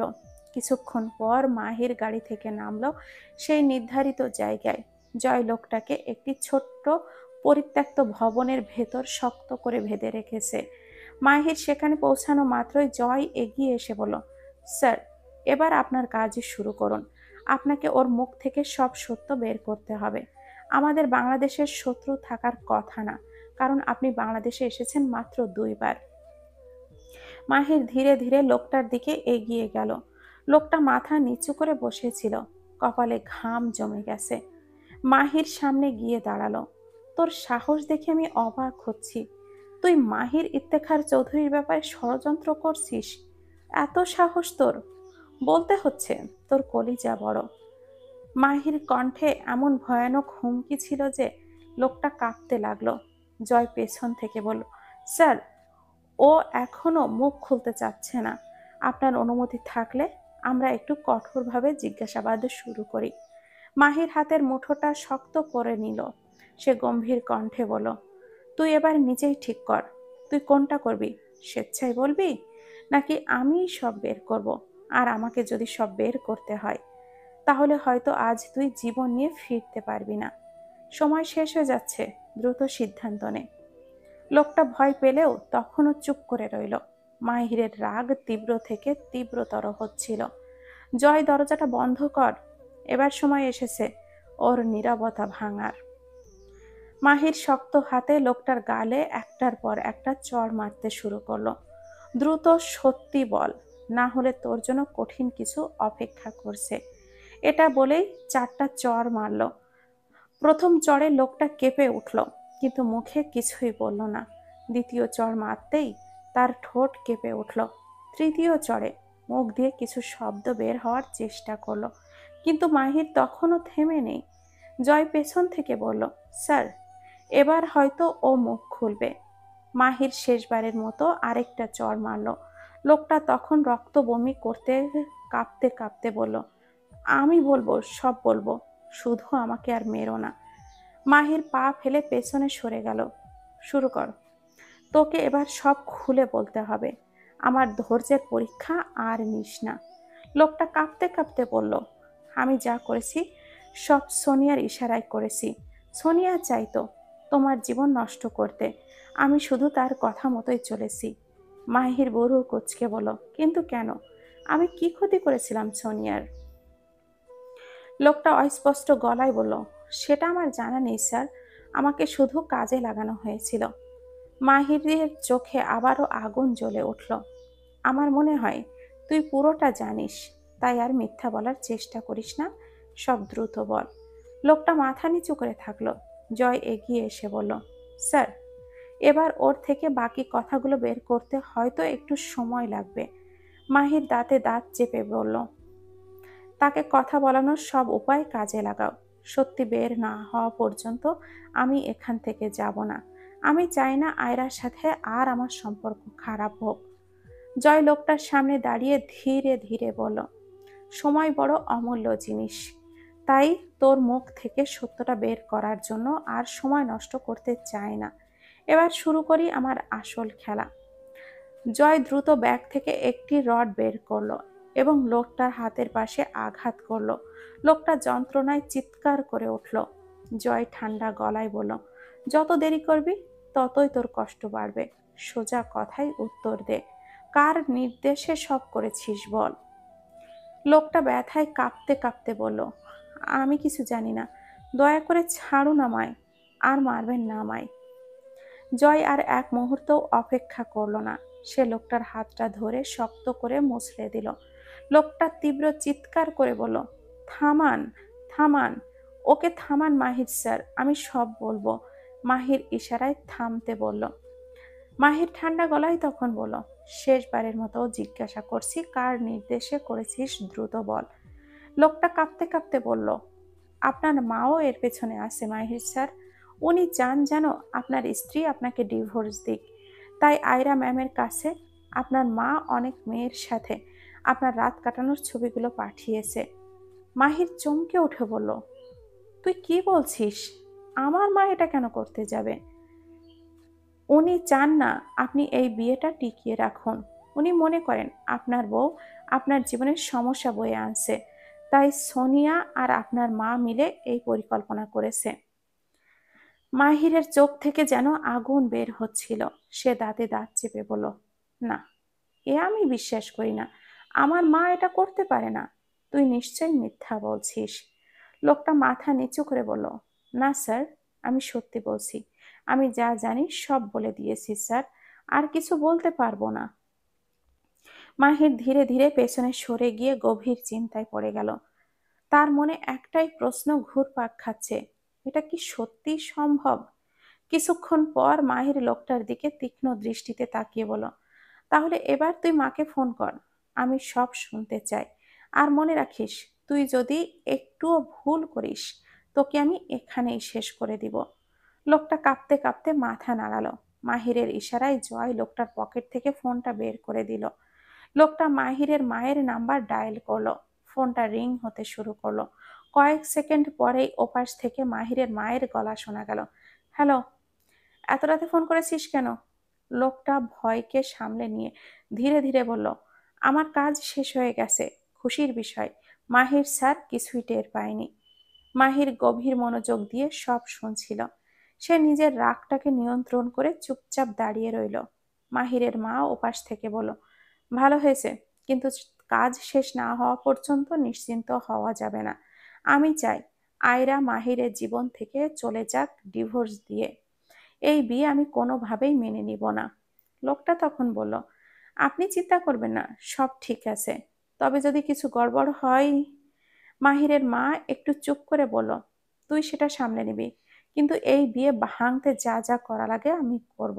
আমার ছেলেকে ওই মেয়ের হাত থেকে বাঁচানো দরকার। মাহির আর নিজেকে ধরে রাখতে পারল না। সে ফোনটা ছিনিয়ে নিয়ে গর্জে উঠল, আম্মু, এসব তুমি কি বলছো?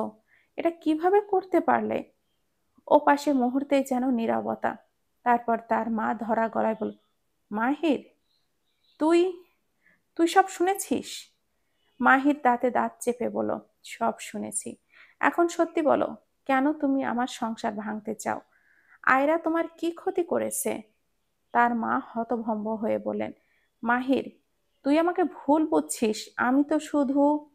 মাহির তাকে থামিয়ে দিল, চুপ, আমি আর কিচ্ছু শুনতে চাই না।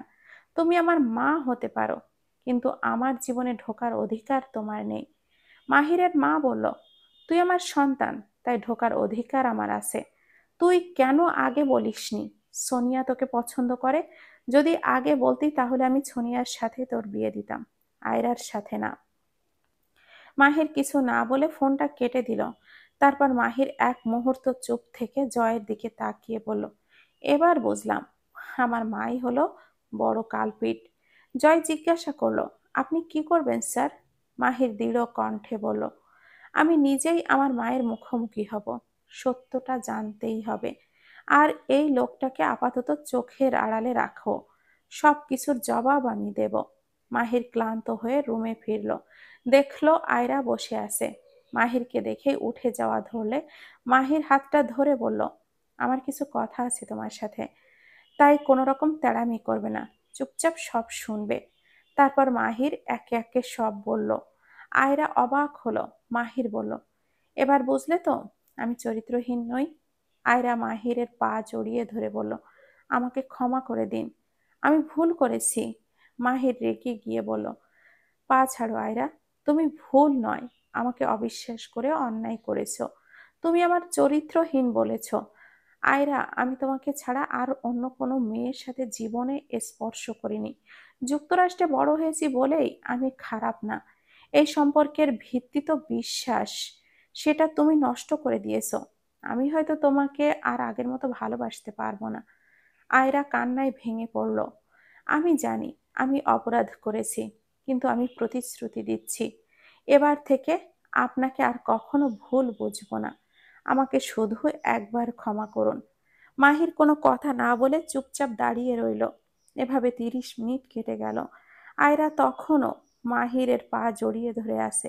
হেঁচকি তুলে কাঁদতে থাকলো, প্লিজ আমাকে ক্ষমা করে দিন, আমি আর এমন করে ভুল করব না, সত্যি বলছি। মাহির প্রথমে চুপ করে তাকিয়ে রইল, তারপর রাগ দেখিয়ে বলল, পা ছাড়ো আয়রা। কিন্তু আয়রা শুনল না। সে কেঁদে কেঁদে বলল, না, আগে আমাকে ক্ষমা করতে হবে, তারপর পা ছাড়বো। আবার অনেকক্ষণ এইভাবেই চলল। শেষে মাহির একটা দীর্ঘশ্বাস ফেলে বলল, ঠিক আছে ঠিক আছে, ক্ষমা করলাম, এবার উঠে দাঁড়াও। আয়রা কান্না থামিয়ে মাথা তুলে মাহিরের দিকে তাকিয়ে বলল, আপনি কি সত্যি আমায় মন থেকে ক্ষমা করেছেন? মাহির বিরক্ত গলায় বলল, হ্যাঁ করেছি, কিন্তু এরপর যদি কিছু করলে আমি কিন্তু। আয়রা ভুরু উঠে তার হাত ধরল, চুপ করুন না, আমি আর কখনো এমন করব না, কথা দিচ্ছি। মাহির এবার নরম গলায় বলল, ঠিক আছে, মনে থাকে যেন। আয়রা মাহিরকে শক্ত করে জড়িয়ে ধরল। মাহির অবাক হয়ে বলল, এটা আবার কি করছো? আয়রা কান্না থামানোর চেষ্টা করে বলল, আমি আপনাকে হারাতে চাই না, আপনি আমার সব কিছু। মাহির কয়েক মুহূর্তের জন্য যেন চুপ থাকলো। তারপর ধীরে ধীরে বলল, তুমি আমাকে অবিশ্বাস করেছিলে, তাই এত কিছু হলো, কিন্তু এবার থেকে আমাকে আর সন্দেহ করো না, প্লিজ। আয়রা মাথা নেড়ে চুপ করে রইল। মাহির আয়রার কাঁধে হাত রেখে বলল, ঠিক আছে, এবার সব ভুলে যাও, আমরা আবার নতুন করে সব শুরু করব। আয়রা গভীর শ্বাস নিয়ে বলল, তাহলে আমি আপনাকে সবসময় বিশ্বাস করব, কথা দিলাম। এবার আমার শার্টটা ছাড়ো। আয়রা হেসে বলল, ছাড়বো না। মাহির দুষ্টু হাসি দিয়ে বলল, কেন ছাড়বে না শুনি? ভালোবাসি তাই। মাহির ঠোঁট কামড়ে হেসে বলল, কতখানি ভালোবাসো? আয়রা বলল, যতখানি ভালোবাসলে একজন মানুষকে নিয়ে জান্নাতে যাওয়া যায়, ঠিক ততখানিই ভালোবাসি। মাহির হেসে আয়রার কপালে চুমু দিয়ে বলল, সত্যি তো? আয়রা লজ্জা পেয়ে হুম, সত্যি বলল। মাহির হাসি মুখে বলল, চলো আমরা এক জায়গায় ঘুরতে যাই। আয়রা চমকে উঠে বলল, এত রাতে কোথায় যাব? সারপ্রাইজ আছে বউ, তাই দ্রুত রেডি হও। আয়রা রেডি হয়ে আসলো। মাহির গাড়ি চালিয়ে নদীর তীরে এসে থামলো। গাড়ি থেকে নেমে আয়রার হাতটা ধরে তাকে নামালো। আয়রা অবাক হয়ে বলল, এখানে আনলেন কেন? মাহির হেসে বলল, এটা একটা সারপ্রাইজ। তারপর দুষ্টু হাসি দিয়ে আয়রাকে নদীর তীরের দিকে নিয়ে গেল। তার কিছু পা এগিয়ে যাওয়ার পর আয়রার হঠাৎ চোখে পড়ল এক অসাধারণ দৃশ্য। নদীর তীরে একটি ছোট্ট নৌকা দাঁড়িয়ে আছে এবং সেটি গোলাপ ফুল দিয়ে সাজানো ছিল। নৌকার চারপাশে গোলাপ ফুলের মালা ঝুলছিল আর নৌকার মধ্যে গোলাপ ফুলের পাপড়ি ছড়িয়ে ছিটিয়ে ছিল। নদীর শান্ত জলে ওই ফুলগুলো যেন আরো প্রাকৃতিক সৌন্দর্যকে তৈরি করে দিয়েছিল। বাতাসে ছিল ফুলের মিষ্টি গন্ধ। আয়রা অবাক হয়ে তাকিয়ে রইল। মাহির পেছন থেকে জড়িয়ে ধরে হেসে বলল, তোমার ডায়েরি পড়ে জেনেছি তোমার নাকি অনেক শখ গভীর রাতে নৌকা করে পুরো নদীটা ঘোরার। আয়রা বিস্ময় নিয়ে বলল, আপনি আমার ডায়েরি পড়েছেন? হ্যাঁ, তোমার ছোট ছোট শখগুলো জানতে চাইলে তো পড়তেই হবে।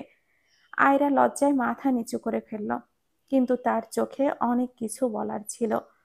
মাহির আয়রার কানে কানে বলল, ভালোবাসি বউজান, অনেক বেশি ভালোবাসি। আয়রা লজ্জা পেয়ে বলল, এই আপনি আমার ডায়েরি পেলেন কোথায়? মাহির হেসে বলল, তোমার বাবা দিয়েছিল। আয়রা চমকে উঠল, বলল, শেষ পর্যন্ত বাবা আপনাকে আমার পার্সোনাল ডায়েরি দিয়ে দিল? মাহির কোমর জড়িয়ে ধরে কাছে টেনে নিয়ে বলল, তোমার আর আমার মাঝে কোনো পার্সোনাল জিনিস নেই, বুঝেছো? এবার চলো নৌকায় ওঠো। যাক। আয়রা মাহিরের হাত চেপে ধরে বলল, যদি ডাকাত আসে? মাহির দুষ্টু হাসি দিয়ে বলল, আমার থেকে বড় ডাকাত আর কেউ নেই তোমার জীবনে, বুঝেছো? আর আমি তো আছি তোমার জন্য সব কিছু করতে। সব থেকে মজার ব্যাপার কি জানো? ডাকাত যদি এসে তোমাকে দেখে, তারাও হয়তো ভয়ে পালিয়ে যাবে। আয়রা অবাক হয়ে বলল, এই আপনি আমায় ভয় পান? একটু একটু পাই আর কি। যে ধানি লঙ্কা তুমি। আপনি বলতে চাচ্ছেন আমি খারাপ তার মানে? মাহির সেসবে পাত্তা না দিয়েই আয়রার হাতটা শক্ত করে ধরে নৌকায় ওঠালো। নৌকাটা ফুলের সৌরভে ভরে উঠেছিল আর চাঁদের আলোয় নদীর পানিতে মায়া সৃষ্টি করছিল। আয়রা আশেপাশে তাকিয়ে বলল, মাঝি কোথায়? মাহির হেসে বলল, মাঝি তো তোমার সামনেই বউ। আয়রা ভয় পেয়ে বলল, আপনি নৌকা চালাতে পারেন? মাহির হেসে বলল, আগে পারতাম না, যখন থেকে জেনেছি তোমার নদীতে ঘোরার শখ, তখন থেকে শিখে নিয়েছি বউজান। আমার না ভয় করছে। মাহির দুষ্টু হাসি দিল, আরে ভয়ের কিছু নেই, আমি আছি তো নাকি? তুমি ওই মাথায় গিয়ে বসো আর আমি এই মাথায়। আয়রা চিৎকার করে মাহিরের হাতটা চেপে ধরে বল, না, আমি যাব না মাহির। এখন রাত 2টা বাজে, আমি যদি পড়ে যাই? এই এইভাবে দুইজন একসাথে বসে থাকলে ডুবে মরবো, সমস্যা কি? তাই ওই মাথায় যাও কলিজা। আয়রা আস্তে আস্তে গেল। নৌকা মাহির চালাতে শুরু করলো আর একটা গজল গাইতে লাগলো, নৌকা চালিয়ে মাঝি হয়ে তোমার হৃদয়ের গভীরে যেতে চাই, ভালোবাসার স্রোতে ভাসি আমি তোমার মাঝে হারাতে চাই। নৌকায় বসে আয়রা কিছুটা ভীত কিছুটা রোমাঞ্চিত হয়ে বলল, আপনি সবসময় আমার শখের কথা মনে রাখেন কেন? মাহির গভীর চোখে তাকিয়ে বলল, কারণ তোমার মুখের হাসির জন্য। তোমার খুশিই আমার সব কিছু। আপনি সবসময় এমনভাবে ভালোবাসবেন তো? তোমার সাথে থাকলে প্রতিদিনই এর চেয়ে বেশি বেশি ভালোবাসবো। আর এখন এক কাজ করো, এই রাতটা শুধু উপভোগ করো, ভয় পাওয়ার কিছু নেই, আমি আছি তোমার পাশে। নৌকাটা ধীরে ধীরে নদীর বুকে ভাসতে চলল আর রাতটা যেন তাদের ভালোবাসায় আরো মায়াবী হয়ে উঠল। হঠাৎ নৌকাটা নড়ে উঠল। আয়রা জোরে কেঁদে দিল, আমি আর ঘুরতে চাই না নদীতে, আপনি বাড়িতে চলুন। মাহির ঠোঁট কামড়ে হেসে বলল, কেন গো জান? তোমার নাকি অনেক ইচ্ছা সারা রাত নদীতে ঘোরার, তাহলে কেন এত ভয় পাচ্ছ? আয়রা হঠাৎ আস্তে করে মাহিরকে জড়িয়ে ধরে বলল, আপনি নদী নদী ফেরান, আমি আর ঘুরবো না। ইনফ্যাক্ট জীবনে কখনো বলবো না আমি যে নদীতে ঘুরতে চাই। ওকে বউজান, চলো তাহলে। নদীর ঘাটে এসে মাহির নৌকা থামালো। নৌকা থেকে আয়রাকে সাবধানে নামিয়ে দিল। নদীর হালকা বাতাসে আয়রার নেকাব উঠছিল, আর চোখে ছিল আতঙ্ক মিশ্রিত প্রশান্তি। মাটিতে পা দিয়েই আয়রা হঠাৎ মাহিরকে জড়িয়ে ধরল। কাঁপা কাঁপা গলায় বলল, আমার মনে হচ্ছিল আমি মরে যাব, তোমাকে আর কখনো দেখতে পারবো না। মাহির ঠোঁটে আঙ্গুল দিয়ে বলল, হুম হুম, এমন কথা আর কখনো মুখে আনবে না, বুঝেছো কলিজা? তোমাকে আমার বাচ্চার মা হতে হবে, তারপর নানা নানি দাদা দাদি, তারপর না হয় মরে যেও। আয়রা লজ্জা পেয়ে চুপ করে রইল। মাহির মজা করে বলল, ধানি লঙ্কা বউ আমার, লজ্জা পাই নাকি? আমি আমার মাহির সাহেবকে অনেক ভালোবাসি। দুজনে গাড়িতে উঠলো। আয়রা দরজাটা বন্ধ করে ড্রাইভিং সিটের পাশে বসে বলল, আমি গাড়ি চালাবো। তুমি গাড়ি চালাতে পারো? হুম, পারি তো। বাবা তার আদরের জামাইকে এটা বলতে মিস করে গেল নাকি? না, যায়নি, বলেছিল, তবুও তোমার মুখ থেকে শুনলাম। আয়রা ইগনিশন ঘুরিয়ে গাড়ি চালানো শুরু করলো। তার নেকাব বাতাসে হালকা উঠছিল। মাহির পাশ থেকে মুচকি হেসে তাকিয়ে রইল। এভাবে তাকিয়েছেন কেন? মাহির শান্ত গলায় বলল, তোমাকে চালাতে দেখে মনে হচ্ছে আমার বউ অনেক কিছুই পারে। সবসময় আমাকে অবমূল্যায়ন করো না, আমি অনেক কিছুই পারি। দেখি কতদূর চালাতে পারো। দুজনেই হেসে গাড়ি এগিয়ে নিয়ে চলল। আয়রা গাড়ি চালাতে চালাতে হঠাৎ বলল, তোমাকে একটা কথা বলি। মাহির একটু অবাক হয়ে তাকিয়ে বলল, ওয়েট ওয়েট, তুমি আমায় তুমি বলছো? আমি তো সারপ্রাইজড হলাম। আয়রা লজ্জা পেল। তার মুখ লালচে ভাব আসলো। আমি কি ভুল বললাম? এভাবে লজ্জা পেও না বউ আমার, বুকে বড় ব্যথা করে। তারপর সে মুচকি হেসে একটা কবিতা বলতে শুরু করলো। বুকে বড় ব্যথা লাগে গো প্রিয়তমা, তুমি যখন গভীর দৃষ্টিতে তাকাও। অদ্ভুত এক অনুভূতি সারা শরীর জুড়ে ছড়িয়ে পড়ে, যেন হৃদয়ের সীমানা ছাড়িয়ে যায় আমার সব অনুভূতি। তোমার চোখে হারিয়ে যায় এমন এক দৃষ্টিতে, যে আমাকে এক অজানা যাত্রায় নিয়ে যায়। তোমার চোখের গভীরতা এমন যে আমি যেন সেখানে নিজেকে খুঁজে পাই, আবার হারিয়ে ফেলি। তুমি যখন তাকাও, মন যেন থমকে দাঁড়িয়ে যায়। এত বড় শূন্যতা, এত বড় পূর্ণতা, সবকিছু একসাথে অনুভব করি, যেন তুমি আমার অস্তিত্ব। আয়রা কিছু বলার ভাষা খুঁজে পেল না। তার হৃদয়ে এক অদৃশ্য অনুভূতি উথাল পাথাল হতে লাগলো। আয়রার মনে হচ্ছিল মাহিরের প্রতিটি শব্দ যেন তার অন্তরটা ছুঁয়ে যাচ্ছে। মাহির আরো কাছে এসে বলল, তুমি জানো, আমি শুধু তোমার চোখের মধ্যে নিজের প্রতিচ্ছবি দেখি। আর যখন তুমি আমাকে দিকে তাকাও, তখন ইচ্ছা করে তোমার মাঝে ডুবে যেতে। আয়রা কাঁপতে কাঁপতে তার হাতে হাত রেখে বলল, চুপ করো, লজ্জা লাগছে আমার। মাহির হেসে আয়রার কপালে কিচ করে বলল, ওলে আমার বউটা, লজ্জাবতী বউটার ইচ্ছা করছে ভালোবাসতে। তারপর আয়রাকে মাহির নিজের কাছে টেনে নিল। আয়রা হকচকিয়ে বলল, মাহির, এটা গাড়ি, কি করছো? মাহির মৃদু হেসে কোমরটা জড়িয়ে ধরে আয়রার দিকে তাকিয়ে বলল, তোমার লজ্জাবতী মুখটা দেখলে আমার হৃদয়ের গভীরে একটা অদ্ভুত টান অনুভব হয়। এটা কি ভালোবাসার টান, নাকি নাকি তুমি এমন কিছু যা প্রতিবারই নতুন করে আমাকে তোমার প্রেমে পড়তে বাধ্য করে? আয়রা লাজুক ভাবে মুখটা নামিয়ে ফেলে। মাহির তার মুখটা আলতো করে তুলে ধরে বলে, তোমার এই লজ্জা, তোমার এই নিঃশব্দ হাসি, সব যেন আমাকে জানিয়ে দেয়, হ্যাঁ, এটাই ভালোবাসা। আর এই টান, এটাই তো আমাদের সম্পর্কের আসল সৌন্দর্য। আয়রা কিছুক্ষণ চুপ করে থেকে মুচকি হেসে বলল, তুমি তো কবি হয়ে গেছো। মাহির হেসে জবাব দিল, তোমার জন্য সবকিছুই সম্ভব। হঠাৎ আয়রা গম্ভীর হয়ে বলল, ছাড়ো এই কবিতার কথা, এবার গাড়ি চালাও। বাড়ি যাব না নাকি? তোমার এইসব রোমান্টিক কথা শুনে আমার ভয় লাগছে, না জানি আবার অ্যাক্সিডেন্ট করে ফেলি। মাহির হেসে বলল, না গো বউ, করবে না, তুমি চালাও গাড়ি, আমি একটু রেস্ট নেই। তবে দেখা যাক তোমার ড্রাইভিং স্কিলটা কেমন। মাহি সিট বেল্ট ছেড়ে বসে পড়ল। তারপর আয়রা রোমাঞ্চিত হয়ে স্টিয়ারিং ধরল। প্রথমে একটু নার্ভাস লাগলেও মাহির সাহস দেওয়ার কথা শুনে আত্মবিশ্বাস ফিরে এলো। মাহির মজা করে বলল, আরে বাহ, একেবারে প্রফেশনাল ড্রাইভার মনে হচ্ছে। তোমার প্রশংসা শুনতে শুনতে এখন তো মনে হচ্ছে রেসও শুরু করে দিতে পারি। মাহির মৃদু হেসল।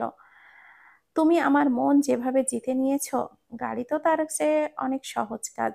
রেস করলে ঠিকই জিতবে তুমি বউ। মাহির পেছনে হেলান দিয়ে মুগ্ধ হয়ে তাকিয়ে থাকলো তার প্রিয় মানুষটার দিকে। তাদের এই ছোট ছোট মুহূর্ত যেন জীবনের আসল সুখ। গাড়ি এগিয়ে চলল, আর তাদের হাসি ঠাট্টা ভরা কথাগুলো যেন পথকে আরো সুন্দর করে তুলল। অবশেষে গাড়ি এসে থামলো আয়রাদের বাড়ির সামনে। গাড়িতে দাঁড়ানোর পর মাহির সিট থেকে উঠে এসে দরজা খুলল। আয়রা বেরিয়ে এসে তার দিকে তাকিয়ে হাসলো। আয়রা বলল, জাজাকাল্লাহু কাহিরান মাহির, আজকের দিনটা সত্যিই বিশেষ ছিল। মাহির আয়রার হাতটা ধরে বলল, কলিজা, আমি চাই আমাদের প্রতিটা দিনই বিশেষ হোক। আয়রা মাহিরের হাত একটু চেপে ধরলো, তারপর হালকা একটা হাসি দিয়ে বলল, তুমি সত্যি একজন অনন্য মানুষ মাহির। মাহির অল্প একটু মাথা নেড়ে বলল, এই প্রেমময় মাহির শুধু তোমার জন্য, বাহিরের সবার কাছে এই গম্ভীর মাহির। তারপর দুজন বাড়ির দিকে হাঁটা ধরল। অন্যদিকে রাজ ছাদের এক কোণে বসে আকাশের দিকে তাকিয়েছিল। তার চোখে এক ধরনের স্বপ্ন, সামনে মেডিকেল পরীক্ষা, নিজেকে নিয়ে অনেক আশা আর লক্ষ্য। ঠিক তখনই পেছন থেকে রুহির কণ্ঠ শোনা গেল, কি করো কলিজা? রাজ চমকে উঠে পেছনে তাকালো। রুহিকে দেখেই রাজের মুখ কালো হয়ে গেল। রাজ রেগে গিয়ে বলল, তুই এখানে কেন? রুহি ঠোঁটে একটা হাসি টেনে নিয়ে বলল, তোমার সঙ্গে কথা বলতে এসেছি। রাজ কিছু বলার আগেই রুহি হঠাৎ তার সামনে এসে বলল, ভাইয়া, আমি তোমাকে খুব ভালোবাসি। এটা বলার জন্য অনেক সাহস নিয়ে এসেছি। চলো না বিয়ে করে ফেলি। রাজের এই কথায় চমকে গিয়ে হতবাক হয়ে তাকিয়ে রইল। কিছুক্ষণের নীরবতার পর হঠাৎ রাগের ঠাস করে রুহির গালে একটা চড় বসিয়ে দিল। রাজ কঠিন গলায় বলল, তুই আমার যোগ্য না, আর এসব ফালতু কথা বলার সাহস পেলি কোথা থেকে? রুহি চোখের পানি নিয়ে থমকে দাঁড়িয়ে রইল। রাজ এবার চিৎকার করে বলল, আমি মেডিকেলের ছাত্র, আমার স্বপ্ন ডাক্তার হওয়া। তুই মাত্র এইচএসসি পরীক্ষায় পাশ করেছিস এমন একটা মেয়ে। আমি কখনো এত ছোট মেয়েকে বিয়ে করব না। রুহি কাঁদো কাঁদো গলায় বলল, ভাইয়া, আমি শুধু আমার হৃদয়ের কথাটা তোমাকে জানালাম, আর তুমি আমায় এভাবে অপমান করলে। রাজ তার কথা কানে না তুলে বলল, আমার ইচ্ছে আমি এমন একজন মেয়েকে বিয়ে করব যে আমার মতো একজন ডাক্তার হবে। আমার সকল ভালোবাসা আমার ভবিষ্যতের বউয়ের জন্য, কোনো পরনারীর জন্য না। বুঝেছিস? রুহি রাজের কঠিন কথা শুনে আর এক মুহূর্তও দাঁড়াতে পারল না। তার গাল এখনো চড়ের দাগে লাল হয়ে আছে, চোখ দিয়ে টপ টপ করে পানি পড়ছে। সে তাড়াতাড়ি মুখ ফিরিয়ে ছাদ থেকে নেমে গেল। পায়ের শব্দগুলো ভারী আর কাঁপা কাঁপা। প্রতিটি ধাপ নামার সঙ্গে সঙ্গে তার বুকের ভেতর কান্না জমে যাচ্ছিল। নিচে এসে এক কোণে দাঁড়িয়ে মুখ চেপে হাউমাউ করে কাঁদতে শুরু করলো। রুহি ফিসফিস করে নিজের সঙ্গে বলতে লাগলো, তোমাকে ভালোবাসি কি আমার জন্য ভুল হয়েছে বা রাজ ভাইয়া? তাই কি এত বড় শাস্তি তুমি আমায় দিলে? তুমি কি আমাকে এতটাই ঘৃণা করো? কেউ দেখার আগেই রুহি কান্না চেপে রুমের ভেতরে ঢুকে দরজাটা বন্ধ করে দিল। মাথা বালিশে চেপে কাঁদতে লাগলো। রুহি মনে মনে ভাবলো, রাজ ভাইয়া, আমি তোমায় ছাড়বো না, বড্ড ভালোবাসি তোমায়। রাজ আকাশের দিকে তাকিয়ে গভীর নিঃশ্বাস নিয়ে নিজের মনকে সামলে নিল। রাজ নিজের ভবিষ্যৎ, নিজের লক্ষ্য নিয়ে আরো দৃঢ় হয়ে গেল।